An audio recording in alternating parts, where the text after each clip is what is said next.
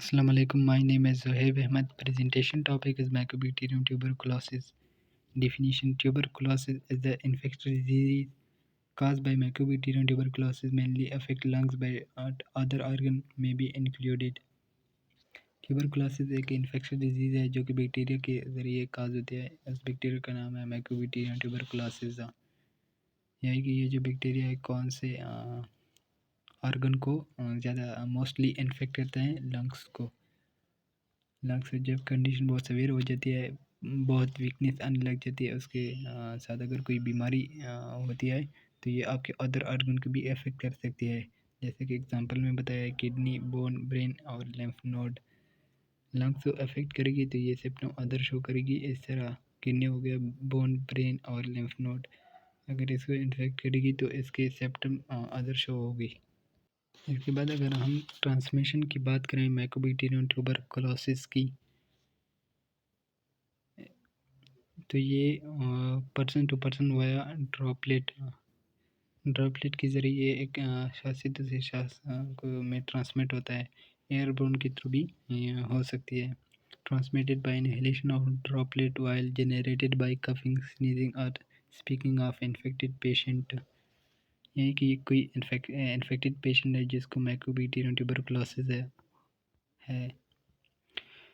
उस infected patient के ज़रिए जो ड्रॉपलेट स्पीकिंग, कॉफिंग, स्नीजिंग के दौरान जनरेट जो होते हैं, जैसे कि इन्फेक्टेड पेशेंट ने उसके मुंह से जो ड्रॉपलेट निकलते हैं, कोई नॉन इन्फेक्टेड पेशेंट जो होता है जिसको इन्फेक्शन नहीं होता है, वो जब वो इनहेल कर लेता है ड्रॉपलेट के अंदर छोटे छोटे हमारे पास क्या होते हैं, न्यूक्लियाई होते हैं। There are teeny droplet nuclei less than 5 micrometer remain in air for several hours, 3000 nuclei per cup। Air में जो है कुछ घंटे तक रह सकते हैं प्रेजेंट। पर कफ में हमारे पास कितने न्यूक्लियाई होते हैं, 3000 न्यूक्लियाई प्रेजेंट होती है पर कफ में। माइकोबैक्टीरियम ट्यूबरकुलोसिस की अगर कैरेक्टरिस्टिक की बात करें तो फर्स्ट पर आते हैं, दे आर नॉन मोटाइल। ये नॉन मोटाइल होते हैं, इसमें फ्लैजेलम प्रेजेंट नहीं होता, एक जगह से दूसरी जगह मूव नहीं कर सकते। कुछ बैक्टीरिया ऐसे होते हैं जो एक जगह से दूसरी जगह जा सकते हैं, क्योंकि उसमें फ्लैजेलम प्रेजेंट होता है, इसमें नहीं पाया जाता है, इसलिए ये नॉन मोटाइल होते हैं। सेकंड में वीकली ग्राम पॉजिटिव, ये वीकली ग्राम पॉजिटिव शो होता है। थर्ड वन नॉन कैप्सुलेटेड, ये नॉन कैप्सुलेटेड, इसमें कैप्सूल प्रेजेंट नहीं होता है। Fourth one non sporing, fourth one में हमारे पास क्या होता है, नॉन स्पोरिंग होता है, इसमें यानी कि स्पोर फॉर्मिंग बैक्टीरिया नहीं होता। Fifth one they are obligate aerobes होते हैं। सिक्स वन कोरोरोड शेप बैक्टीरिया होता है इसमें। माइकोबैक्टीरियम ट्यूबरकुलोसिस की अगर क्लासिफिकेशन की बात करें तो ये हमारे पास दो किस्म के होते हैं, एक होता है पल्मोनरी ट्यूबरकुलोसिस और एक होता है extra pulmonary tuberculosis. Pulmonary tuberculosis में ये हमारे पास दो किस्म के होते हैं, फिर प्राइमरी ट्यूबरकुलोसिस और एक होता है सेकेंडरी ट्यूबरकुलोसिस। प्राइमरी ट्यूबरकुलोसिस में first one due to initial exogenous infection with tuberculi bacilli, यानी कि जब आपको फर्स्ट वन इन्फेक्शन होता है, आपको पहले से ट्यूबरकुलोसिस की बीमारी नहीं थी, किसी किस्म को कोई सिम्पटम इस तरह का शो नहीं होता था, आपको अभी अभी इन्फेक्शन हुआ है, इन्फेक्टेड पेशेंट के कांटेक्ट में आप आए हो, वो ड्रॉपलेट जो है आपने इनहेल किए हैं, जो उसके मुंह से जो ड्रॉपलेट निकलते हैं आपने इनहेल किया है, तो वो जो ट्यूबरकुलोसिस होता है उसका हम प्राइमरी ट्यूबरकुलोसिस कहते हैं। सेकेंडरी ट्यूबरकुलोसिस में फर्स्ट पर आता है ड्यू टू एक्सोजेनस री इन्फेक्शन, इसमें री इन्फेक्शन होता है। Primary tuberculosis infect mostly chilled, ये मोस्टली जो है होता है चिल्ड को अफेक्ट करता है, और सेकेंडरी ट्यूबरकुलोसिस में एडल्ट को अफेक्ट करता है। प्राइमरी ट्यूबरकुलोसिस में lower and middle lungs loop को अफेक्ट करता है, सेकेंडरी ट्यूबरकुलोसिस में अपर लूप को इन्फेक्ट करता है। प्राइमरी ट्यूबरकुलोसिस में fourth one may be show symptom fever, cough, night sweating, weight loss. ये हमारे पास सिम्पटम शो करेंगे, fever, cough, night sweating, weight loss भी होगा प्राइमरी ट्यूबरकुलोसिस में। सेकेंडरी ट्यूबरक्लोसिस में फोर्थ वन में टिश्यू डिस्ट्रक्शन होगा, अंडरगोइंग निक्रोसिस होगा और अदर सेप्टेंज होंगे सेम और प्राइमरी ट्यूबरक्लोसिस। लिम्फ नोड में हमारे पास painless swelling of lymph node को इफेक्ट कर सकता है। सेकंड नंबर पे ट्यूबरक्लोसिस और अपर एयरवेव्स में हमारे पास लेरिंग और एपिग्लॉटिस को अफेक्ट होता है। थर्ड वन गैस्ट्रोइंटेस्टाइनल ट्रैक्ट में जीआई ट्रैक्ट जो होता है वो अफेक्ट होता है।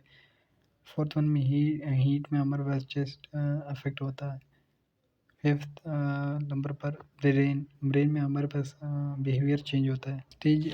इसके बाद स्टेजेस ऑफ इन्फेक्शस आता है। स्टेजेस ऑफ इन्फेक्शस में मैक्रोऑर्गेनिज्म जब एंटर कर जाता है तो उसकी 3 किस्म की स्टेजेस होती है।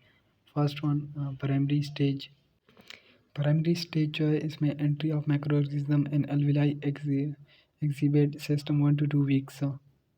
मैक्रोऑर्गेनिज्म की एंट्री जब हो जाती है यानी कि ट्यूबरक्लोसिस की एंट्री अगर आपकी एयरवे और ट्रेकिया के थ्रू जो है अल्विलाई में चली गई है मैक्रोऑर्गेनिज्म तो 2 वीक के अंदर शो करने लग जाएगी।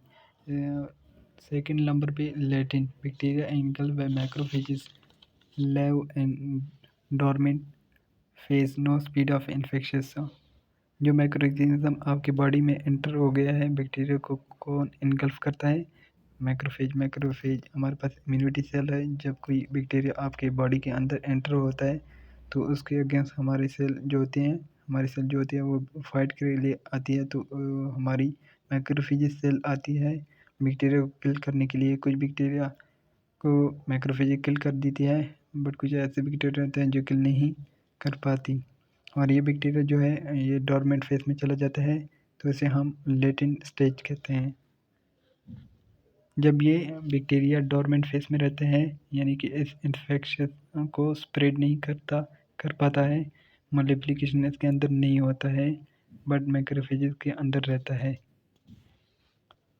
थर्ड वन एक्टिव स्टेज जो है इसमें immune system weak bacteria multiple and make you risk system.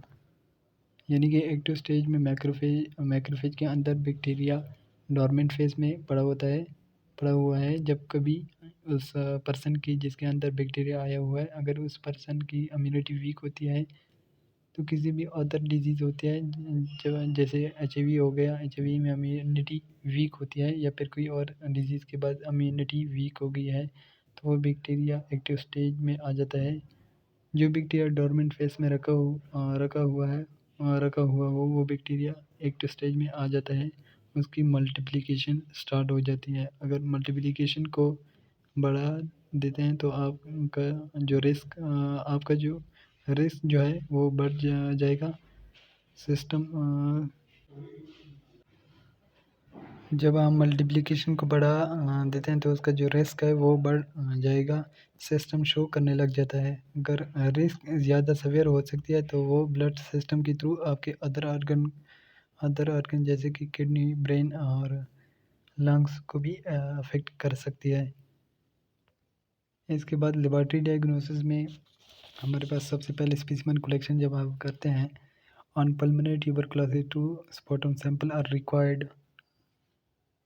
हमारे पास pulmonary tuberculosis 2 sputum sample required होती है। इसके बाद 2 किस्म की स्पेसिमेन लाते हैं, स्पॉट सैंपल हो गया और अर्ली मॉर्निंग सैंपल।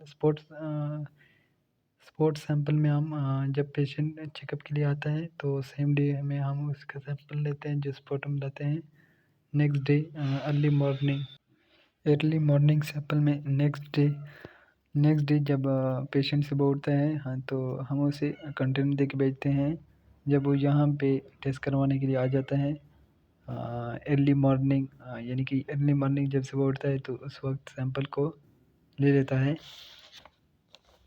और सेकंड पे डायरेक्ट माइक्रोस्कोपी जब हम करते हैं जिल नेल्सन टेक्निक्स, इसमें हम स्टनिंग करते हैं स्मेयर। जिल नेल्सन टेक्निक जो है इसमें हम स्टनिंग करते हैं, स्मेयर बनाते हैं और फ्लोरेसेंस स्टनिंग होता है, रोडामाइन होता है। थर्ड वन कल्चर मेथड जो है माइक्रोबैक्टीरियम ट्यूबरक्लोसिस को डिटेक्ट करने के लिए कौन से हम कल्चर मेथड या कोई कल्चर मेथड को यूज़ करते हैं? लुवेंस्टीन जेनसन मीडियम को हम यूज़ करते हैं कल्चर मेथड में हम बैक्टीरिया को ग्रो करते हैं, उसको इसके बाद डिटेक्ट करते हैं, मीडिया यूज़ करते हैं, बैक्टीरिया को डालते हैं, इसके बाद ग्रो होती है। Fourth one, tuberculin test. ये हम लेटेंट ट्यूबरकुलोसिस के लिए यूज़ करते हैं। Preparation PPD, protein purified derivative 0.1 ml of PPD containing 1 TU is injected into 4M intradermal PPD protein purified derivative use करते हैं। जो बैक्टीरिया है उसके अंदर से प्रोटीन को प्यूरिफाइड किया जाता है और इसको इंजेक्ट किया जाता है, जिससे हम डिटेक्ट कर सकते हैं। उसके बाद 0.1 मिलीग्राम ऑफ PPD, ये जो PPD होती है ये 0.1 मिलीग्राम की 0.1 ml की होती है। यानी कि जो भी टेस्ट करवाने के लिए आता है उसके लिए हमें 1 TU यूज़ करना है। इसको हम